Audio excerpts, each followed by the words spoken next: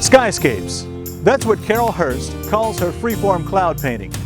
She learned her technique while living for many years in San Francisco, but now she teaches and finds inspiration in her hometown of New Roads.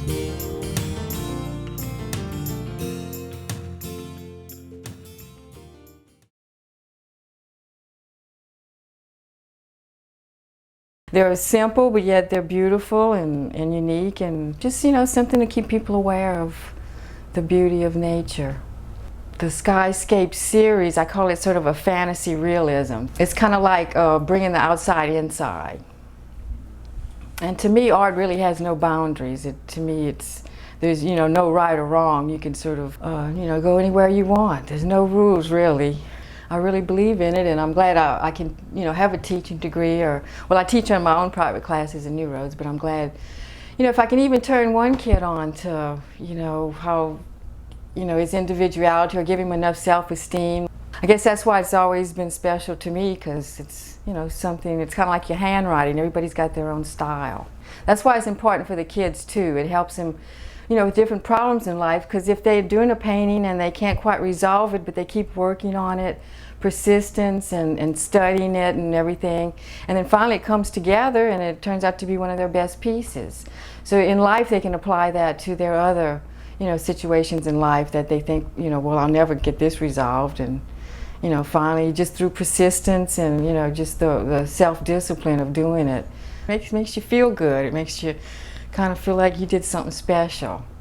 And a lot of my kids, I've heard, are architects and working with advertising agents. Every time I run into one of the moms, she tells me, he's going to architecture school, and I said, well, I hope I had a little bit to do with that, And I'm patient, it's not like a school atmosphere. I don't try and push them, and I try and develop their ideas, and just take my time, and try not to help them too. Well, I help them. I try not to paint on the painting, because you're not supposed to do that, but I try and get them to a point where they can develop their own ideas, and it's just a matter of having enough self-discipline and willpower to keep going and keep doing it. And an artist never really finishes or doing anything. I mean, they're always learning. I mean, if an artist says, oh well, I know everything there is to know, probably means they don't, because an artist never stops learning or creating. There's always something, another level they can go to, or something else that's going to be discovered.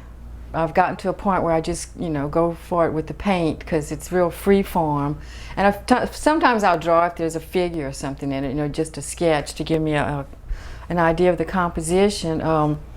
And then I mix all my colors. I paint big, so when I start to paint, I need a lot of time. I don't like to be interrupted. I won't answer the phone, or I'll turn it off, or anything. I like to know I have at least a couple of days and a lot of hours that I don't have to be interrupted and everything. Because when you're in the flow, when an artist is painting and you interrupt their creative flow, it's just like anything else, a writer or anything, It's like being a football player running for a touchdown, and somebody jumps on you, and you have a harder time getting there.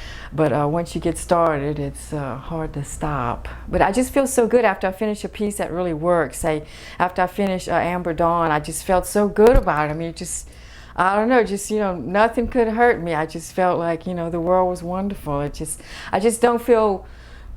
Well, I don't know if happy is the word, but I don't know, I just feel like something's missing when I'm not painting. Or a painting is not just something pretty you look at. Actually, a painting is more how you feel.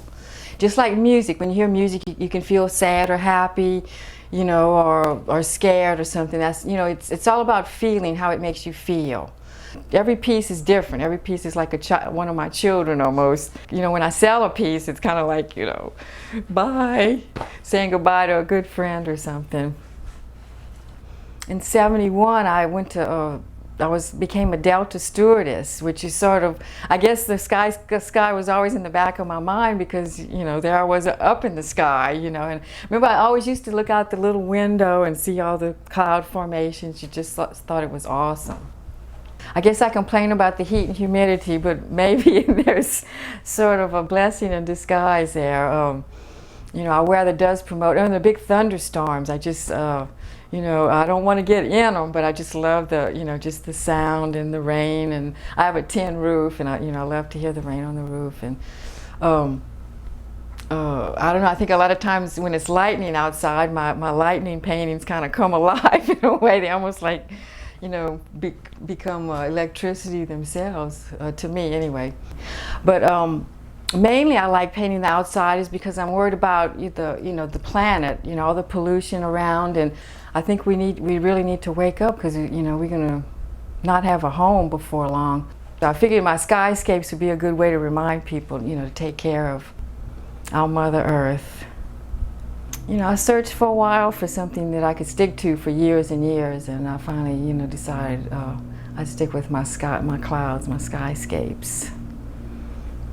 To me, my painting has brought me closer to God because I don't know how I do it sometimes. You know, I look at a painting and I go, God, did I really do that? It's sort of like, you know, going from, you know, God through me to the painting in a way, you know, kind of, if to explain it. But yeah, actually the closest I feel to God or spirituality or whatever, you know, your term is for it is through my art. I think that's kind of why I stick to it as much as I do.